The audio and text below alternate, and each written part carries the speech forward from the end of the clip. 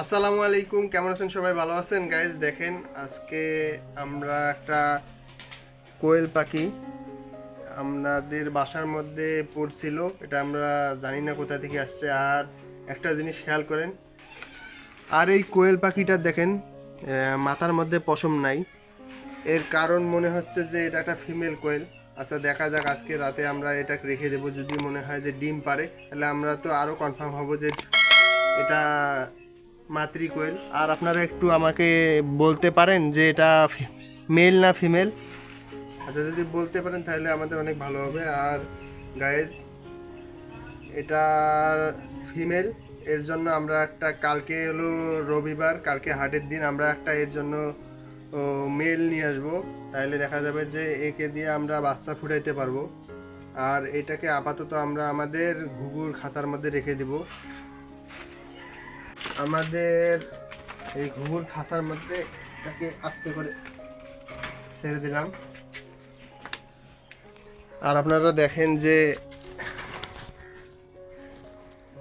কোয়েল পাখিটা আসলে অনেক সুন্দর আর চঞ্চল, মানে গতিবিধি অনেক ফাস্ট, মানে দ্রুত চলাফেরা করতেছে, মানে ফাস্ট খুব।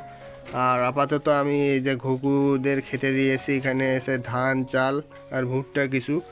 আশা করি এই কোয়েল পাখিটাও এগুলানেই খাবে।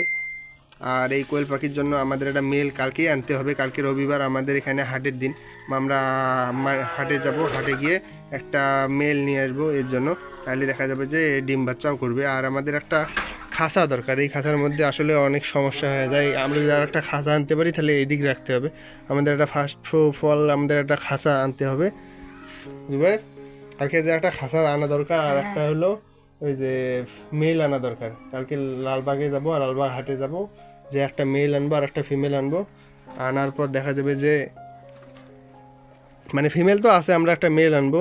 আর এরা কি খায় এই এই ধরনের আমার আইডিয়া নেই। এ কি খায় কোয়েল পাখি?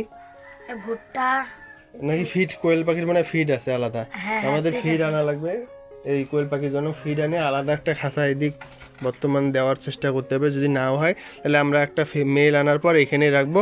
আনার পর মেল আনার পর আমরা কী কী খাবার আছে ওগুলো আনবো। আনি দেখি যে এদের আসলে ঠান্ডাটা অনেকটা কমে গেছে।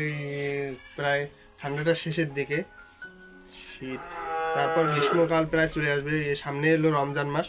আশা করি আমরা একটা, এই জায়গার পরিবেশটা অনেক এলোমেলো হয়ে গেছে, আমরা আশা করি পরিবেশটা অনেক ঠিক করতে পারবো।